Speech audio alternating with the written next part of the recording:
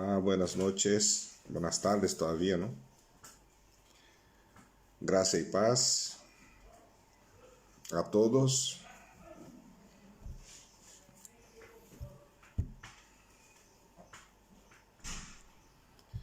Estamos aquí una vez más para compartir de la palabra. Pastor Oscar, familia Peña y los demás que van entrando ahí. Gracia y paz a todos. Carolina.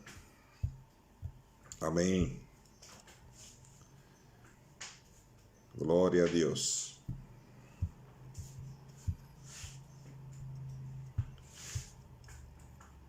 Gloria a Dios. Esperando 2 minutitos más para seguirnos aquí. Hoy vengo con un tema un poquito distinto de lo que hemos estado compartiendo estos días. Estamos hablando sobre el final de los tiempos y hoy decidí hablar un poquito sobre la palabra de Dios, la Biblia. Conociendo un poquito más, vamos a hablar sobre los autores, vamos a hablar sobre este libro, que algunos tienen dudas sobre al respecto de este libro.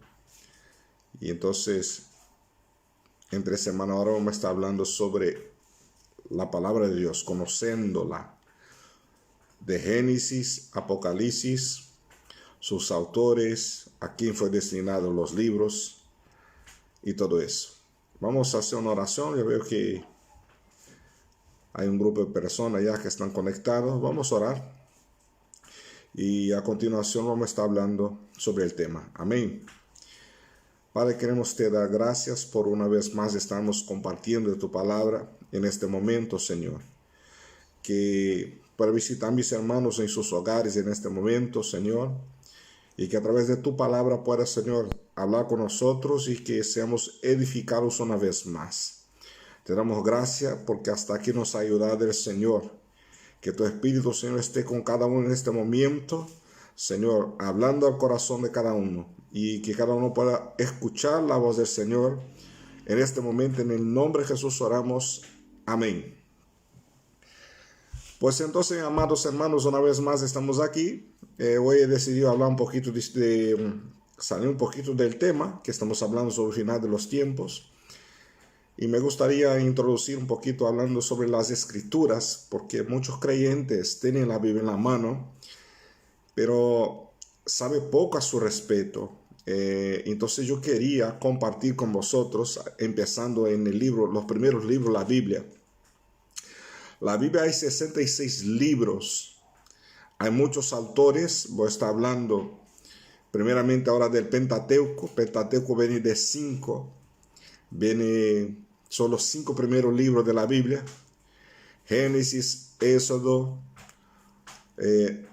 Número, Levíticos y Deuteronomio. Entonces, esos libros fueron escritos por Moisés.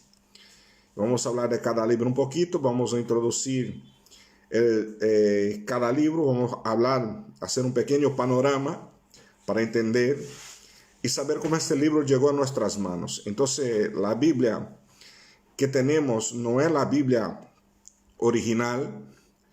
La primera Biblia es la Biblia hebrea, escrita con los idiomas antiguos. Y después la Biblia que se confeccionó es Septuaginta. Tú le puedes buscar en el Google y ver lo que significa Septuaginta, que fue escrita por varios escritores, pero no es la Biblia que tenemos. La Biblia que tenemos no fue hecha así en orden como tenemos nosotros. Entonces, la gran parte del rollo del Antiguo Testamento fue encontrado en Mar Muerto, donde están los originales en alguna parte en Cairo, en alguna parte están en Israel, los originales, los rollos del Mar Muerto. Se encuentra ahí en los museos. Ahí todavía existe, están ahí. Parte de ellos, Isaías también. Y también los libros del Nuevo Testamento. Hay otros libros que fueron escritos, a cual no hace parte del canon de las Escrituras, porque son libros para nosotros protestantes considerados libros históricos y no canónicos, que nos sirven para el canon. Después voy a explicar qué es canon también luego. Entonces, la Biblia que tenemos fue dividida en capítulos y versículos para facilitar su lectura. Entonces no fue confeccionada tal como tenemos. Mucha gente piensa que la Biblia ya está así y viene así. No, la Biblia pasó por un proceso muy largo. No perdió su esencia, aunque fue traducida por muchos idiomas. Traducción. Sabemos que la traducción, por ejemplo, yo como soy brasileño, hablo el portugués brasileño, a la hora de hablar español, hoy con muchos años ya tengo más facilidad de expresarme, pero hay cosas que me falta todavía para ser más claro de lo que quería por el tema del idioma, hablando en mi idioma, se hace mucho más fácil para mí expresarme. Los traductores bíblicos, al traducir las escrituras, no hablaban este idioma, aunque hablaban. A la hora de traducir, como tú estás hablando un idioma que no es el idioma maternal suyo, algunas palabras se cambiaron, no perdieron su esencia, no dejó de ser la palabra de Dios, se cambiaron. O sea, cuando vamos a algunos textos originales, en algunos pasajes nos da una amplitud mejor del significado. Por ejemplo, Salmo 23, donde dice, el Señor es mi pastor y nada me faltará. En la verdad no sería esta la confección del texto. Sería el correcto en el original. El Señor es mi pastor y de nada tengo falta. Pues entonces cambia el significado. Porque el Señor mi pastor nada faltará. Tú puedes decir, espera Señor, me falta un coche, no lo tengo. Y dame un coche porque me falta un coche. O Señor, no tengo una casa, me falta una casa. Entonces no. El Señor es mi pastor y de nada tengo falta. Quiere decir, independiente de mis circunstancias, situación o lo que sea, el Señor me es suficiente, no me falta. Entonces sería la traducción del texto en su original. Para que tú puedas ir entendiendo cómo es el tema de traducción. Entonces el libro de Génesis, que es el primer libro de la Biblia, no está en orden cronológica. ¿Qué quiere decir? Por tiempo y fecha. El libro más antiguo se tiene, el libro de Job es el más antiguo por fecha. Se tiene entonces catalogado con la fecha más antigua de todos los libros de la escritura y no el libro de Génesis. Otra cosa, el libro de Génesis en el medio secular no era tenido un libro como los demás libros, porque claro, al hablar de la creación de algunas cosas, se decía en los medios seculares que era un libro que era fantasioso, porque habla de la creación, claro, del principio. Entonces hay dos ciencias que sabemos. Hay la ciencia que son los creacionistas. Los creacionistas creen en la creación de Dios, que hay un Dios que creó todo. Y hay los evolucionistas que tienen la teoría de su evolución, que el hombre vino del mono y todo eso, a cual ya fue rota esta teoría del hombre del mono. Ya rompieron, también está en el Google, tú lo puedes buscar. Rompieron la teología de que el hombre viene del mono porque fue un montaje y todo eso, rompieron esta tesis. Entonces, el Génesis capítulo 1, capítulo 2, en general, era tenido como un libro fantasioso. Pero en este mismo siglo que estamos viviendo, hace más o menos 6-7 años, encontraron una tablilla antigua con la fecha catalogada 2000 años antes de Moisés, fíjate, al cual trae la misma inscripción de Génesis capítulo 1 y capítulo 2, con un lenguaje un poco distinto en un idioma antiguo, hablando las mismas cosas que habla el Génesis capítulo 1 y capítulo 2. O sea, entonces, después de este hecho, que encontrar esta tablilla, entonces ya no se tiene más como una alegoría, sino como verdad. La ciencia creacionista defiende el Génesis capítulo 1 y capítulo 2. Se comenta en el medio secular, por ejemplo, literalmente la tierra fue creada en días normales. Bueno, aquí quiero abrir una coma. Cuando la Biblia está siendo escrita por Moisés, fíjate que Moisés ya vivía la creación ya había sido mucho tiempo antes de Moisés, que antes de Abraham estaba 430 años que fue dada la ley. Moisés ya tenía sus años. Entonces, él escribió por revelación de Dios. Génesis capítulo 1, capítulo 2, que está hablando de la creación, fue por revelación de Dios. Pero entonces, fija una cosa, que al escribir Moisés, porque él estaba siendo usado por el Espíritu Santo para hablar de esto, pero cuando se hizo la creación en Génesis, dice, en la verdad la palabra correcta es en un principio. ¿Por qué? Porque Dios ya existía. Entonces, en un principio, no en el principio, en un principio. Si tú quieres, toma un boli, yo hago eso en algunas Biblias que viene así, al revés de estar puesto en un, entonces en el principio, en un principio, creó Dios cielo y tierra. Entonces estos días que habla, los 7 que dice que creó 7. Primero, cuando Dios está creando, no estamos establecidos día y noche porque Dios todavía no había creado sol, luna, ni las estaciones del año. Primavera, verano, otoño, invierno, Dios no había creado. Entonces, la ciencia y algunos teólogos dicen, ¿cuánto tiempo puede haber llevado entonces la creación de la tierra y del universo? Bueno, llevando en cuenta que para Dios un año es como 1000 días, 1000 días es como un año, y la ciencia, algunos dicen que la tierra tiene millones y millones de años, puede que sí, puede, como puede que no. Entonces, no se sabe si Dios llevó un día, por ejemplo, 1000 años, 2000 años, 3000 años, 4, 5, 6, 7000, no sabemos, pero no había estaciones. Cuando Moisés está escribiendo, es por revelación, pero no había entonces día, no había reloj, no había un calendario, no había nada. Entonces estos días supuestamente no son días literales. Otra cosa, nosotros tenemos un calendario llamado calendario gregoriano, a cual cuando el hebreo estaba escribiendo, ellos tenían otro calendario, ese calendario hebreo, que no es el mismo año que nuestro. Nosotros estamos en 2020, ellos están en los años 6000 y tal, entrando para los 7000, que es el tiempo de descanso. Entonces son distintos calendarios. Entonces, tomando por la fecha bíblica y todo eso, no se sabe cuánto tiempo exactamente, pero si fueron días literales, no creo, porque no existía ahora.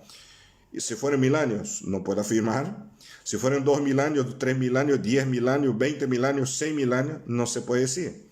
Lo que sabemos es que Él hizo como Dios, tal como le pareció. Entonces, estamos en Génesis todavía. En el principio, cuando Dios crea este libro, fue escrito por Moisés. Moisés fue el que liberó el pueblo del Egipto, a cual sabemos que la historia empieza con Adán, la creación, Adán, Eva, sus descendientes. Habla de toda la creación, habla, estos 5 libros se llama Pentateuco, he dicho, porque son 5 libros escritos por el mismo autor, Moisés. Génesis capítulo 1 y capítulo 2 fue escrito por revelación, porque Moisés no vivió en este tiempo de antigüedad. Y el libro más antiguo de la Biblia, catalogado, es el libro de Job. ¿Seguimos? Están acompañando, ¿verdad? Entonces, ¿qué significa Génesis? Significa comienzo, nacimiento. La palabra Génesis es esto, principio, comienzo, nacimiento. Entonces el libro de Génesis contiene la creación, el jardín del Edén, el diluvio, los antediluvianos, la torre de Babel, la dispersación de la raza que hay ahí.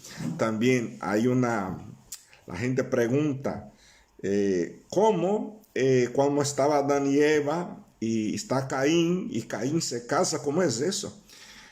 Vamos a ver que la edad de Adán no era como la nuestra, 10, 70, 80.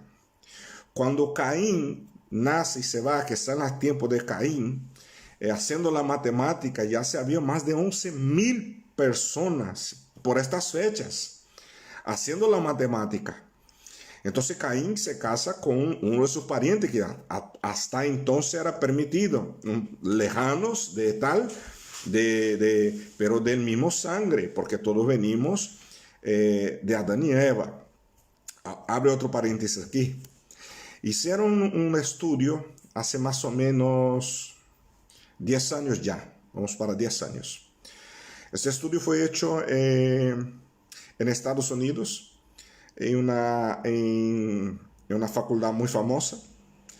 Y este estudio se llama la Eva mitocondrial. ¿Te acuerdas la escuela cuando estudiaste sobre la mitocondria del ADN? Voy a hacer recordar si no acordáis.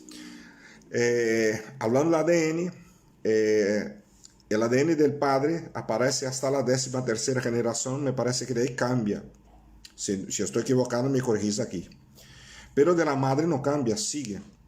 Entonces, tomaron personas de varias naciones del mundo, mujeres y hombres, y tomaron el ADN de cada persona, cada uno, de varias naciones del mundo, y se lo llevaron para análisis, para hacer una analítica. Y interesante, todos provienen de la misma madre, todos, independientes, todos, negro, asiático, latinos, americanos, europeos, todos vienen de la misma madre. Entonces, Génesis está más que verdadero y la ciencia lo comprueba eso claramente. Y entonces, siguiendo la historia, entonces viene la dispersación, después de Caín, la dispersación en la Torre de Babel, que se construyó la Torre de Babel. La Torre de Babel fue encontrada también, está National Geographic, ha hecho un documental sobre la Torre de Babel, sobre la impresionante Torre de Babel. Su constructor Nimrod, que adoraba a dioses extraños y toda una historia un poco complicada de este hombre. Y en la verdad querían desafiar a Dios. Y Dios en este momento separa la raza y los idiomas en la Torre de Babel. Entonces está en el libro de Génesis. En el libro de Génesis también está la historia de Abraham y su hijo Isaac, Jacob, José, los patriarcas. Abraham, Isaac, Jacob y José. Isaac, hijo de Abraham. Luego Abraham tuvo otro hijo que generaron los árabes, porque los árabes y los judíos son parientes. Hay una confusión hasta el día de hoy entre ellos, porque cuando los dos hermanos se pelean por la bendición del padre, Esaú y su hermano se pelean por la bendición. Esaú se va al Egipto, la casa de sus tíos, y claro, cargando toda la rabia de haber sido engañado por su hermano, y Jacob y tal. Y después, al ser engañado, se cría una rabia de los parientes y empieza entonces la pelea entre ellos, entre los árabes y los judíos hasta el día de hoy. Pero son parientes, son hermanos, porque son hijos de Abraham. El niño que Abraham tuvo con la esclava, los musulmanes le llaman de Ras, y nosotros llamamos de... Me olvidé su nombre ahora, madre mía. Entonces, ellos son hijos de la esclava. Agar, perdón, vino a memoria. Agar. Ellos son parientes. Entonces empieza la pelea ahí entre ellos, porque el niño huye por Sara, que habla con Abraham, se siente, ve los hijos de Abraham de la esclava, porque Sara mismo consentió que Abraham se acostara con la esclava. Pero ahora viendo a Abraham, mirando al hijo, que no era el hijo de la promesa, aunque vino de Abraham, porque la promesa era con su mujer, Sara, que era estéril. Pero la esclava queda embarazada, nace el hijo, todo Ismael, y después ellos se van y ellos son los árabes. Entonces, Mohammed también cuando escribe, trae la historia hebrea, en partes va a Va a hablar de la creación, va a hablar de Moisés, va a hablar de Noé, va a hablar de Moisés, pero al llegar en Abraham, ellos tuercen para ellos. Entonces ya sale un poquito de lo que es Israel. No es el tema hablar de Alcorán ahora, pero para que sepáis que a la historia donde estamos y lo que la Biblia dice. Entonces, después de los padres de la fe, viene el sistema de los patriarcas y el gobierno por el varón que era la cabeza del clan. Génesis ha sido llamado el libro de orígenes, pues todos los libros de la Biblia surgen de él. O sea, del principio, todo empezó en el Génesis. Amén. ¿Están siguiendo? Déjame tomar un traguito de agua.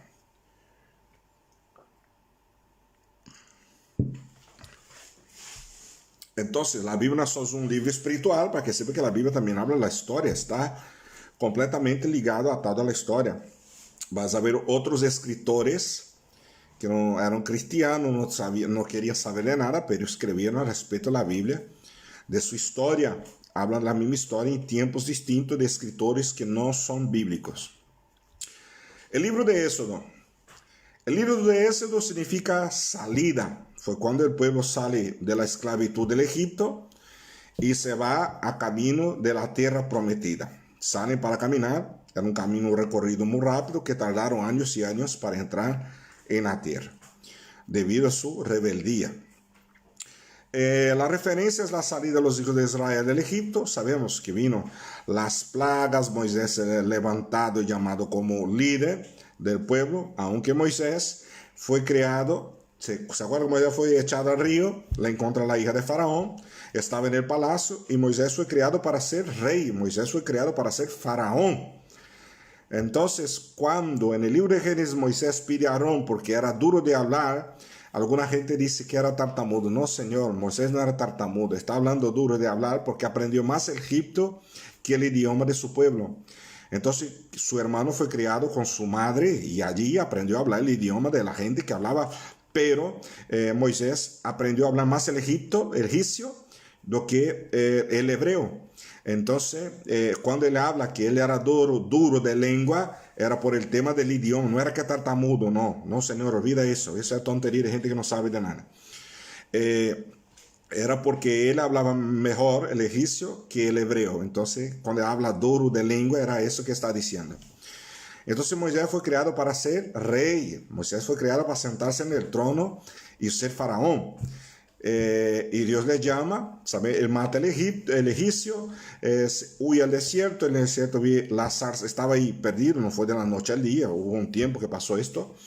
Estuvo en el desierto, Dios le aparece una zarza ardiente, habla con él, le levanta como líder, les da las señales a Moisés del cayado que transforma en serpiente, la mano leprosa en el pecho, y dice a él que se vaya a Faraón y que pida para liberar el pueblo. Entonces Moisés fue levantado como líder por Dios, huyó cuando mató al egipcio, estaba siendo buscado y vuelve delante de Faraón, se presenta ahora como el líder del pueblo hebreo para salir.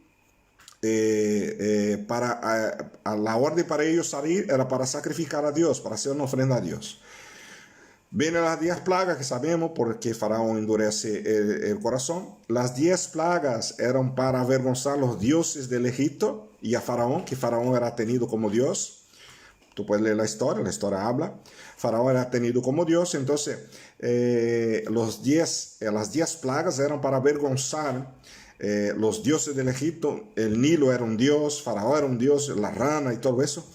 Sucedió, el pueblo viene el ángel que mata a los primogénitos, ellos toman el cordero que ya representaba a Cristo, le matan, le ponen la sangre en los umbrales de la puerta, come el cordero con hierbas amargas por todo lo que Jesús iba a pasar. Ya empieza todo ahí, hablando ya de Jesucristo porque todo es Jesús. Y como líder entonces llega el tiempo de salir. Faraón les permite ahora salir y ellos toman todo lo que ellos tenían. Ellos trabajaban construyendo ladrillos. Antes que ellos salieran, estuvieran esclavos, cuando Dios llamó a Abraham de la tierra de los caldeos, de Ur de los caldeos, habló que el pueblo estaría esclavo por un tiempo, 400 y tantos años. En la verdad, 430, si no estoy equivocado, se quedaron esclavos en Egipto y fueron liberados. Pero Dios ya había dicho a Abraham también, cuando le llama en Mesopotamia, la tierra de Ur de los caldeos está en Mesopotamia. Entonces, el pueblo sale y ahora empieza el éxodo, escribir el éxodo, que es la salida, significa eso. Y este libro está hablando del nacimiento de los primeros años de vida de Moisés, las plagas, el viaje del Egipto hasta el Sinaí, la entrega de la ley, hace un viaje, Dios le lleva a Moisés a la montaña, le da el decálogo, los mandamientos, la ley, las 10 leyes, hace una breve descripción del tabernáculo, que era la casa, el templo, donde fue dado el orden para adorar a Dios en este tiempo. El tabernáculo representa a Cristo en toda su totalidad, todo, las medidas, las puertas, el significado, la plata, el significado del bronce, las telas, cómo eran hechas, las cuerdas que ataban, todo. Vas a ver cuando hablemos del tabernáculo que todo esta simbología habla de Cristo, su sacrificio en la cruz del Calvario. El tabernáculo me encanta, es tremendo, porque justamente muestra a Cristo en el tabernáculo. Entonces Dios habló con Moisés del tabernáculo y preparó la gente para el tabernáculo en el libro de Éxodo. La peregrinación de los hijos de Israel por Egipto desde hasta la tierra prometida, que fue comparado con la peregrinación del creyente por toda su vida. Los primeros 17 versículos del capítulo 20 de Éxodo contienen los 10 mandamientos, los cuales son la base del código moral y civilización. Ojo, dice que los 10 mandamientos tenían 320 enmiendas. Interesante, tú pensabas que solo había 10. Hay 320 enmiendas que hacen parte de los 10 mandamientos. ¿Se acuerdan de que preguntar a Jesús cuáles eran los mandamientos más importantes? Jesús se acordó y resumió que la verdad, Jesús, él dijo los dos, y la verdad los dos representaban todo, los 10 mandamientos. El primer mandamiento Jesús dicho, amará a tu Dios de todo corazón, de toda tu alma, de todo tu entendimiento. Y el segundo, Jesús dicho, amará a tu prójimo como a ti mismo. Ahí él resumió todos los demás mandamientos y solamente 2. Y algunos dicen así, ahora que estamos en la gracia, es mejor que en la ley. No, ¿verdad que no? ¿Sabe por qué? En la ley, para que algo te pasase, que tú pudieras ser muerto, alguien tenía que te pillar en el hecho de haciendo la maldad. Entonces era muerto. Pero en la gracia Jesús dicho, aquel que solamente piensa, ya pecó. La gente dice que la gracia es fácil. Fácil. No, no es fácil. Implica en su condición. Volviendo. Entonces los primeros 17 versículos del capítulo 20 de esto contienen los 10 mandamientos, los cuales la base de código moral y de civilización. Otra cosa, curiosidades, ¿no? Interesante. Cuando salieron la multitud, eran más o menos 2,5 millones de personas. 2,5 millones de personas salieron con Moisés del Egipto. Además de las cabras, los bueyes, los todo que llevaban. 2,5 millones de personas detrás de Moisés. Cuando ellos salieron, Dios le dio, enseñó a ellos, como dice, la palabra me huye. Dios mandó que al hacer sus necesidades, ellos llevasen palas. Cuando hacían su necesidad, abrían un agujero y la enterraban. Mira, Dios cuidando del saneamiento básico de los hijos de Israel. Fíjate, aquel tanto de gente yéndose al baño en el mismo momento. Pero no, Dios cuidó inclusive en los pequeños detalles. Llevaban palas y cuando tenían que hacer la necesidad, abrían un agujerito y se la enterraba. Se ve el cuidado de Dios con su pueblo, con su gente, ¿verdad? Gloria a Dios. Entonces, como he dicho, voy a hacer un breve resumen. No voy a detenerme mucho, porque como siempre digo, hay temas que son larguísimos. Entonces, estamos haciendo un pequeño resumen de cada libro para que tú vayas enterando la historia y conociendo un poco del panorama bíblico. Luego después de eso tenemos el libro de Levíticos. Levítico viene la palabra que viene de Leví, hoy no existe levita en la iglesia, porque levita tiene que ser descendiente de Leví. Existen músicos, cantores, pero no levitas. O hay el levita que vuela, que se levita, ¿no? Pero levita es en la iglesia no existe, no hay. ¿Por qué? Porque no son descendientes de Leví. Otra cosa, los levitas no era para estar ahí como que hace la gente piensa. Los levitas eran ayudantes de los sacerdotes en el templo, ayudaban en el sacrificio, montar y desmontar el tabernáculo, pero no hay levitas, son cantores o músicos.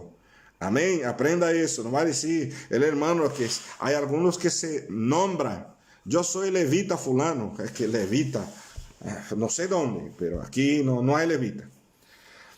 Entonces, el nombre levítico viene de Leví, el nombre de uno de los 12 hijos de Jacob. La tribu que descendía de Leví fue la tribu sacerdotal, la cual se encargó de llevar a cabo los ritos, ceremonias, los sacrificios y la enseñanza de la ley de Moisés. El libro nos da un ritual que usaba los servicios del tabernáculo y describe los deberes de los sacerdotes. Entonces, ahí los sacerdotes son separados, Aarón, que es hermano de Moisés, y su descendencia, que sería perpetua. Perpetua quiere decir para siempre. Y los levitas que también fueron dados, dice que Dios estaba dando como un regalo a los sacerdotes y ellos harían todo el cuidado del tabernáculo. Era un trabajo grande, montar, desmontar, al cargar el arca del pacto, donde estaban las tablas, el cayado de Moisés, el maná, estaba ahí dentro de la arca del pacto, que fue construida también. Ellos tenían que había como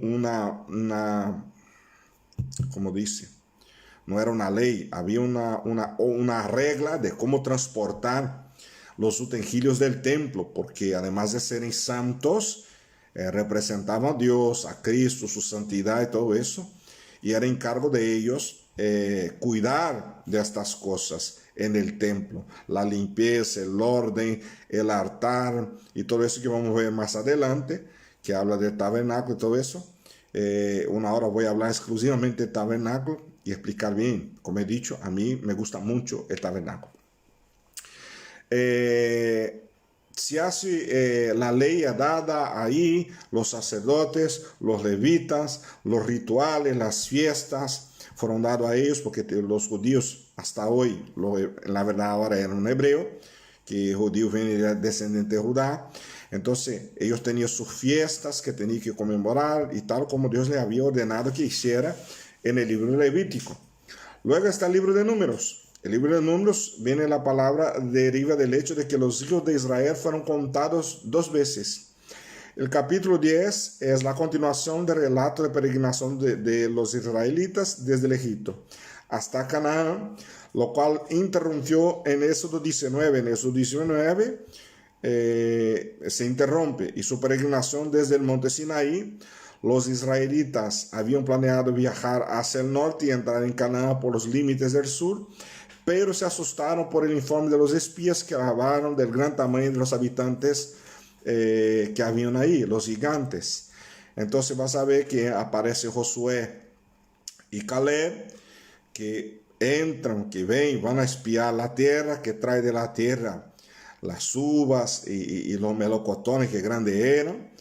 Y dice la gente que había hombres grandes allí. Entonces los gigantes, hubo sí, es comprobado científicamente, eran hombres de grande estatura. Inclusive uno de los últimos fue David quien lo mató.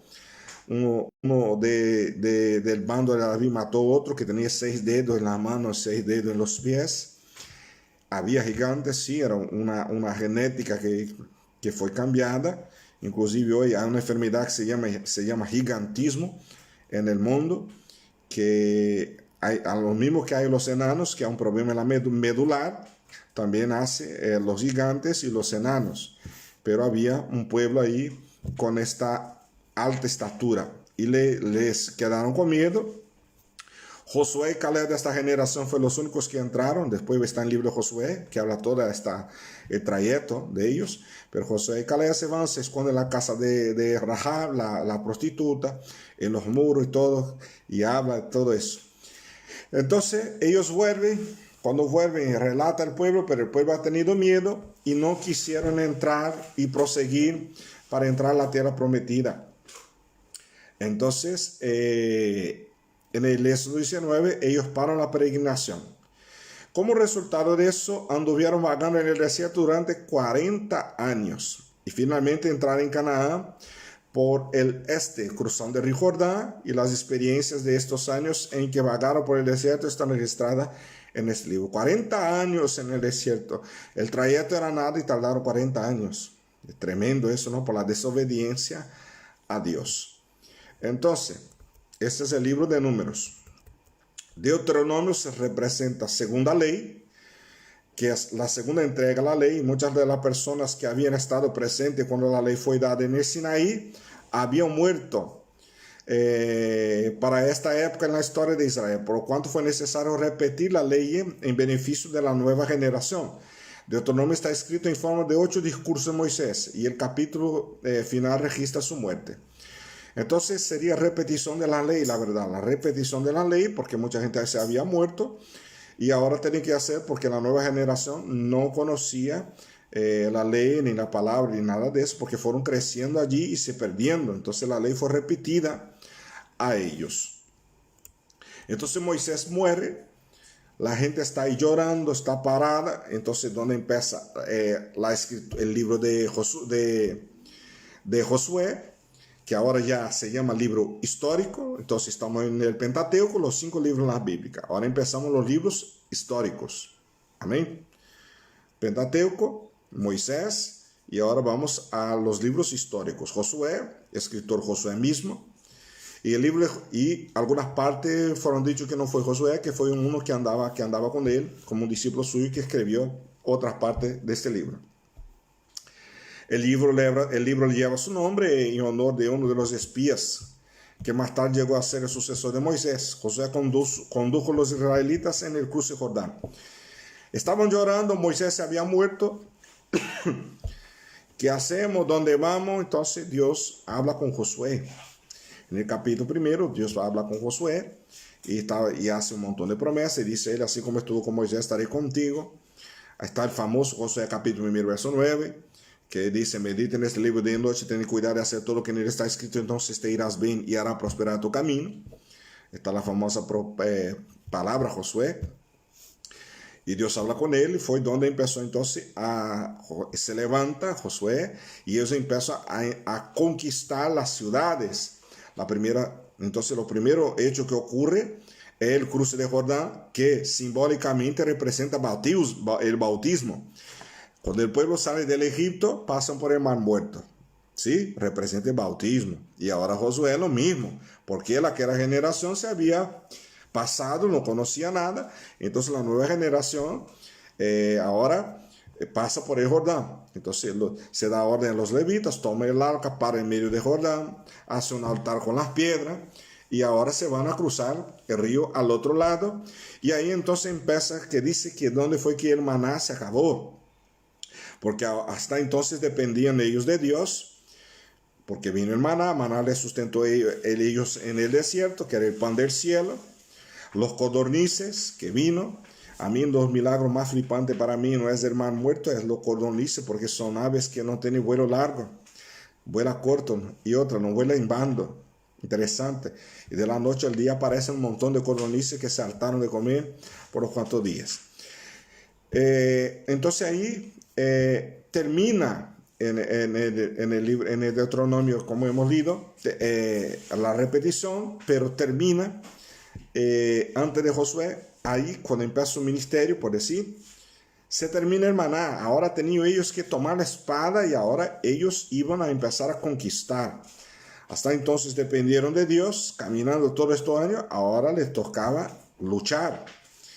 Entonces Josué separa los grupos de personas, va a ver que las tribus por orden va dando orden, sujeta 2 tribus que eran las más experientes en guerra para que vaya adelante, por delante, que eran los descendientes de Josué.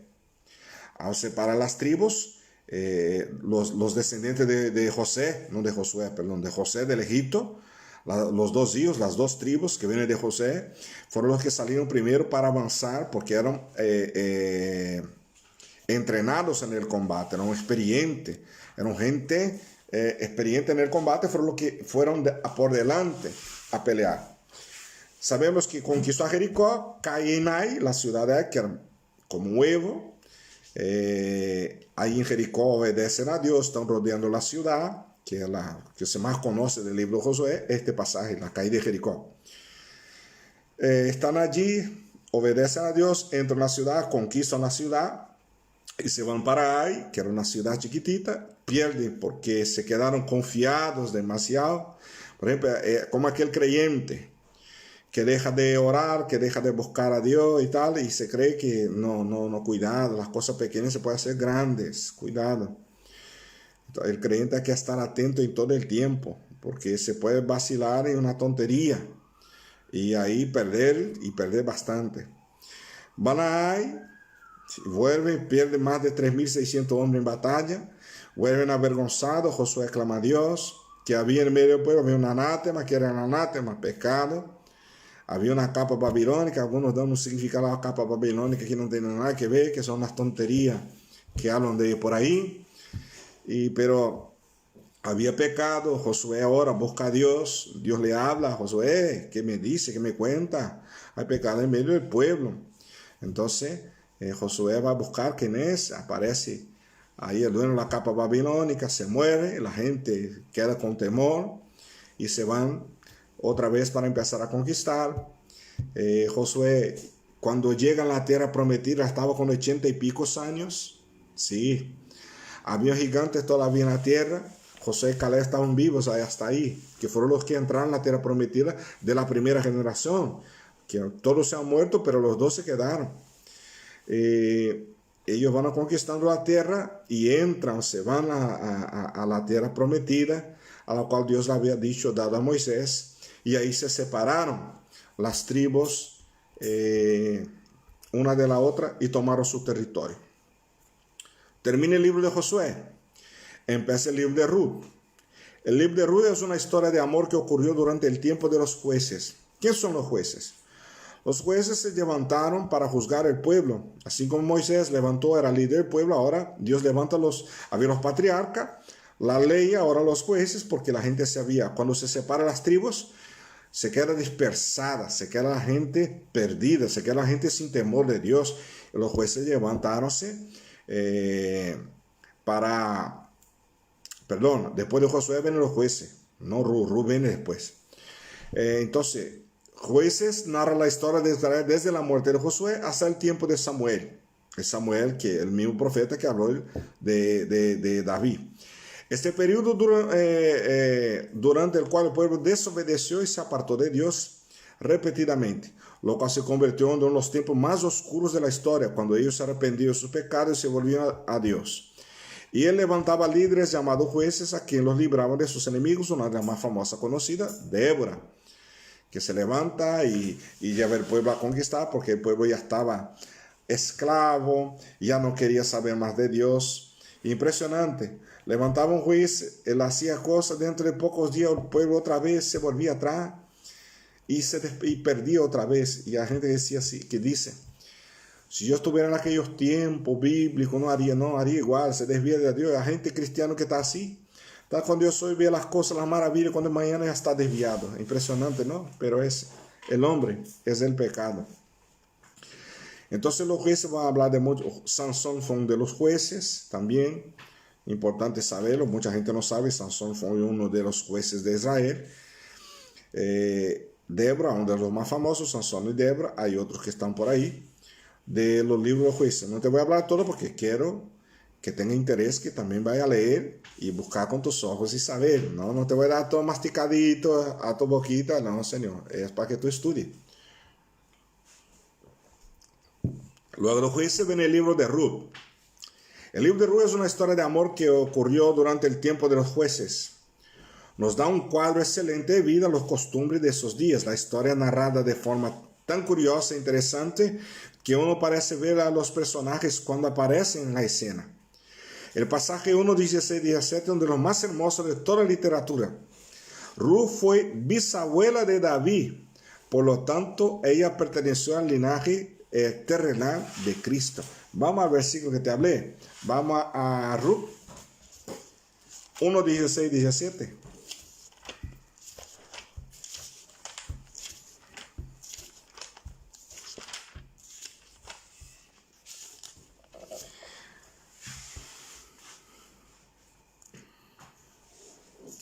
La verdad, voy a dar un poquito más antes de leer el versículo, voy a dar un poquito más de conocimiento del libro.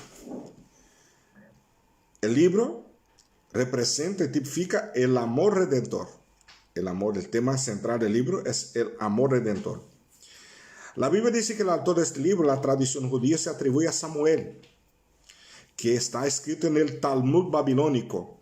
El Talmud es las inscripciones que traían de la antigüedad, casi como una Biblia, el Talmud. Baba Batra 14b, que es la página donde está escrita. La genealogía del principio del libro implica que el autor escribió después de David, 1040-970 antes de Cristo, la fecha del libro, que llegó a ser una figura muy importante en Israel. Samuel no vivió para ver David entronizado. Samuel no vivió para ver David en su trono, murió antes. Aunque es posible que el profeta lo haya escrito, la anticipación de que el hombre que había ungido sería un gran rey, que está en 1 Samuel 16, el 1-3, si quiere leer después. Sin embargo, la expresión desde hace tiempo esta costumbre de Israel sugiere que el libro fue escrito algunas generaciones después que sucedieron estos acontecimientos. Propósito del libro: animar a los creyentes a perseverar en la misericordia el uno con el otro, a pesar de los tiempos oscuros, confiando en que Dios en su providencia está obrando redención para Israel y a través de Jesús. Amén. Entonces vamos al capítulo 1:16-17.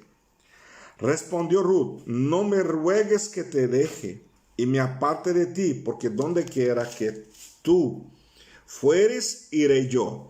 Donde quiera que viveres, viviré. Tu pueblo será mi pueblo y tu Dios mi Dios. Donde tú morieres, moriré yo, y allí seré sepultada. Así me haga Jehová, y aún me añada que solo la muerte hará separación entre nosotras dos. El primer versículo, cuando me casé, yo puse en la invitación: tu Dios será mi Dios. Entonces este es el capítulo clave de todo el libro de Ruth. Entonces estamos en el libro de Ruth. Cada libro fue escrito no estoy hablando, cada libro escrito tiene un propósito, hay un tema central. Entonces cuando estudiamos, aprendemos a interpretar la Biblia, a leer los libros, entonces sabemos que el propósito de cada libro tiene un tema central. Vas a ver que por más que hable muchas cosas, se centraliza en un tema, y de este tema se diversifica en otros tópicos más, pero se prende a un tema general. Cada libro de la Biblia, porque fue escrito con un propósito. Y como hablamos, fíjate que el libro fue escrito por el profeta Samuel y no por Ruth, aunque habla la historia de Ruth, que representa lo que hablamos. Entonces, después del libro de Ruth que terminamos, primera y segunda de Samuel, donde va a hablar la historia de David. Amén. Yo quiero aquí abrir.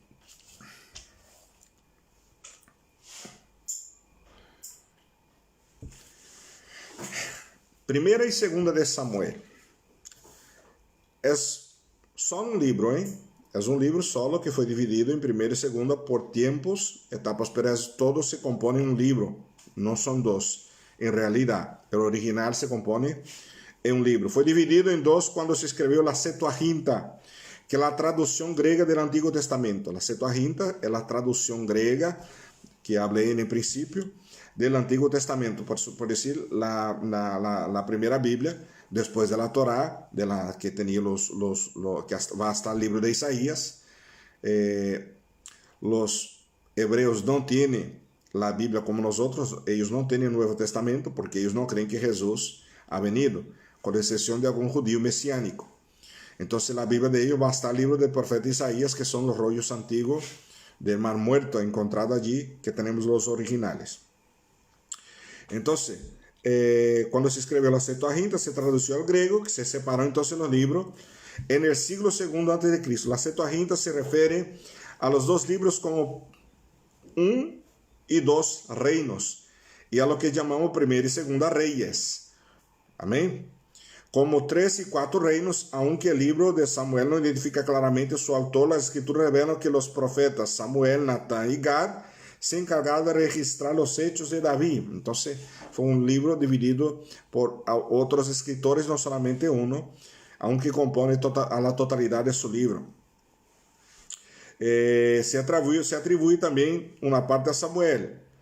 Las últimas porciones de Natán, hablamos aquí de algunos versículos, no voy a hablar de ellos. Y el libro sigue siendo un solo y debe ser interpretado como tal, o sea, está como primera y segunda para facilitar la lectura, pero es un libro que se compone solamente de una pieza, una sola pieza. Amén, muy importante saber de eso.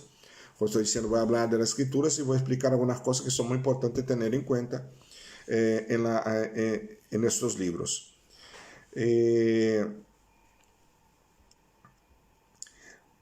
Aunque Samuel muere en medio del libro, o sea, en medio de la historia, Samuel muere, que el libro no había sido terminado, él está escribiendo, se da continuidad al libro después de Samuel, que es tomado como Gad y Natán, que sigue escribiendo. Lleva su nombre porque sirvió como el último de los jueces. Jueces 7:15 está hablando, Samuel fue uno de los jueces y de los últimos. Y ungió los primeros reyes de Israel. Entonces termina el proceso patriarcal, el proceso Moisés, los jueces, y ahora empieza el proceso y el tema de los reyes, las dispensaciones. ¿Ok? Entonces, él unge a los reyes de Israel, formando así un puente desde el tiempo a los jueces hasta la monarquía. O sea, no había monarquía. Estaban los jueces, ahora después que se termina el periodo de los jueces, ahora empieza la monarquía, donde ha ungido el primer rey de Israel, a cual ustedes saben quién es. ¿Alguien se atreve a decir quién es el primer rey de Israel? Acordaos, David no fue. ¿Alguien sabe? ¿Alguien contesta ahí quién fue el primer rey de Israel? ¿Lo sabe? Vamos, participa, hermano. Dime algo ahí. Dile algo. ¿Quién fue el primer rey de Israel? ¿Quién me contesta? ¿Alguien se atreve ahí a escribir? Para que yo siga, ¿quién fue el primer rey de Israel? ¿Alguien contesta? Abiú, Abinadab, Josafá, Nabucodonosor. ¿Quién fue el primer rey de Israel? Vamos, para que yo pueda seguir, no voy a estar parado aquí. Saúl. Samuel por fin responde, Saúl aquí. Nadie quiere contestar, Samuel responde, Saúl, el primer rey de Israel. Entonces Dios empieza a través de él el periodo de monarquía de Israel. Después de contestar, Carolina, media hora viene, pero gracias, muy bien. Gracias. Entonces, el libro es un solo, amén. Primera y segunda Samuel. Vale, Carolina, muy bien, eso. Ok, Saúl, sí, Señor. Entonces estos libros también son unidos en un solo, como he dicho, en la Biblia hebrea Septuaginta. Continúa la historia del pueblo de Israel desde la coronación de Salomón. Salomón, sabéis que es el hijo de David. Entonces el libro empieza habla sobre los reyes, va a hablar sobre Saúl, va a hablar sobre David, otro rey, hasta Salomón, y la construcción del tabernáculo, cual vamos a leer, del templo, que los judíos van a reconstruir ahora en estos tiempos, que fue destruido. Entonces va hasta Salomón como rey hasta la deportación del pueblo en el cautiverio, y se registra aquí la muerte de David, el reinado de Salomón y la revuelta de Jeroboam, y sus 10 tribus durante el reinado de Jeroboam, el hijo de Salomón. Desde esta época adelante, la narración combina las dos historias de los reinos hasta el cautiverio de los ambos. Entonces, Va a hablar todo este periodo, la historia, la monarquía de Saúl, de David, Salomón, y va hasta el cautiverio del pueblo, que fueron presos, llevados cautivos a Babilonia. ¿Se acuerdan de este pasaje?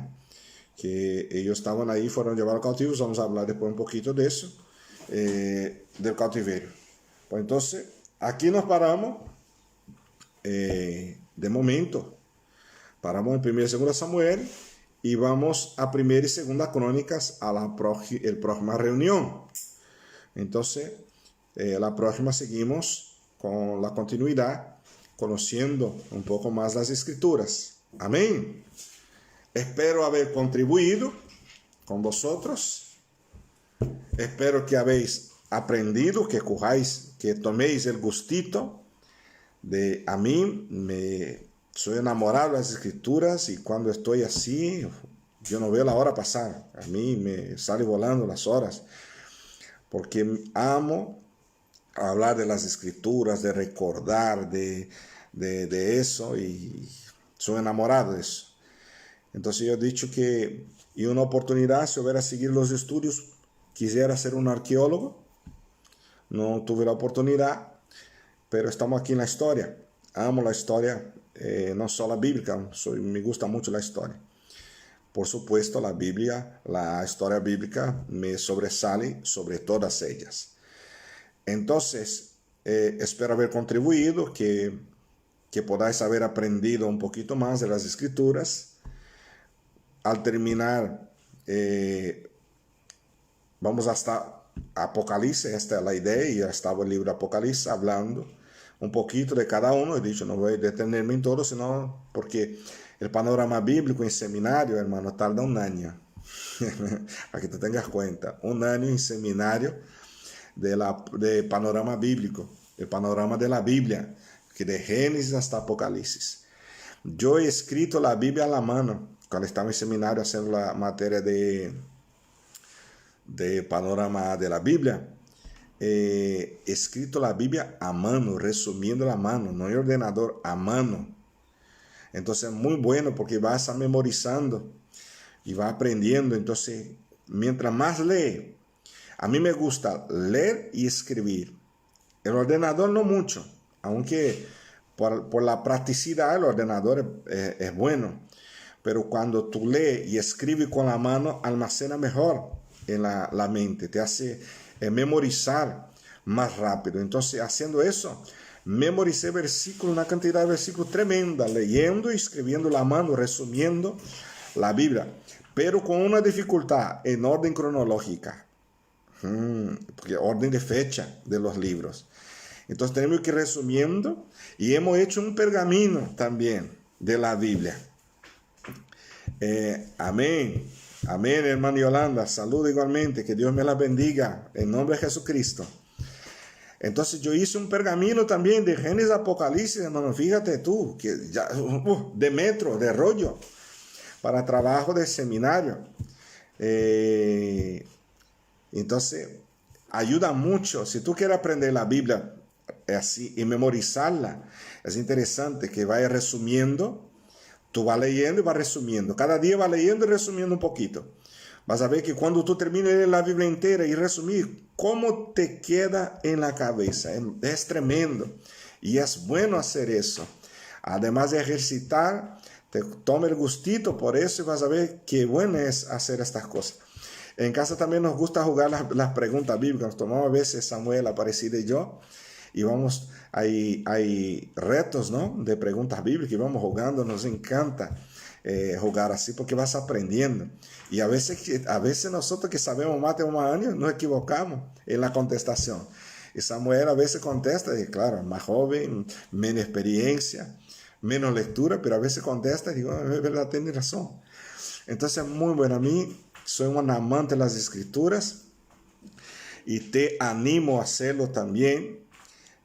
No solo en libro de forma espiritual, porque la Biblia es tremenda, es un libro actual, espiritual, que nos conecta con Dios, que nos habla de cosas tremendas. Nosotros estamos hablando ahora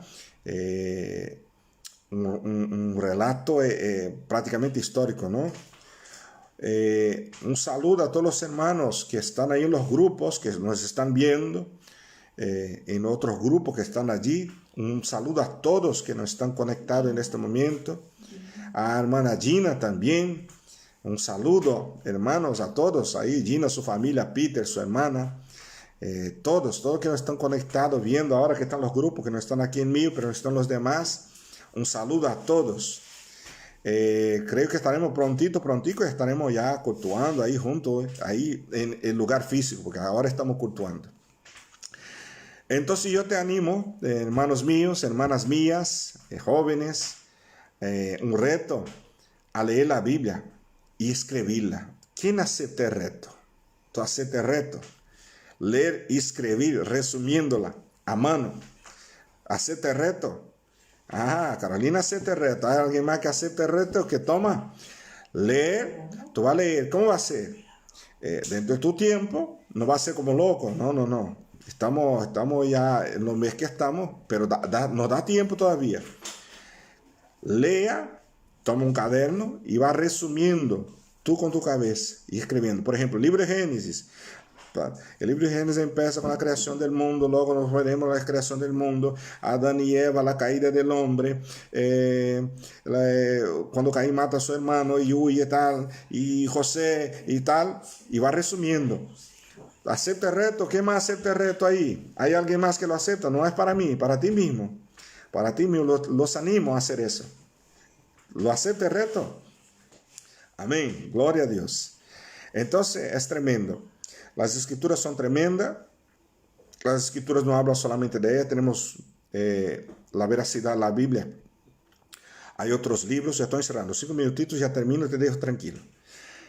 Hay otros libros de autores no cristianos que no tenían nada que ver con la historia bíblica, que escribieron respecto a la Biblia. Hablan de ella, de su historia, de su tiempo. Hay científicos que escribieron, hay la arqueología que nos comprueba, y mientras vamos leyendo yo voy hablando de algunos hallazgos arqueológicos que tenemos. Amén, gloria a Dios, que los demás dicen sí, amén, gloria a Dios. Entonces hay hallazgos arqueológicos que comprueban la veracidad de la Biblia, que es verdaderamente lo que es. Yo estoy cada vez que empecemos, que voy a estar Apocalipsis con vosotros. Cada vez que empecemos yo voy a traer un poquito de la historia contemporánea que comprueba la Biblia. Por ser histórico, voy trayendo también hechos, hallazgos que hablan y comprueban la historia bíblica para que usted vea y sepa más todavía, tenga más confianza en las Escrituras.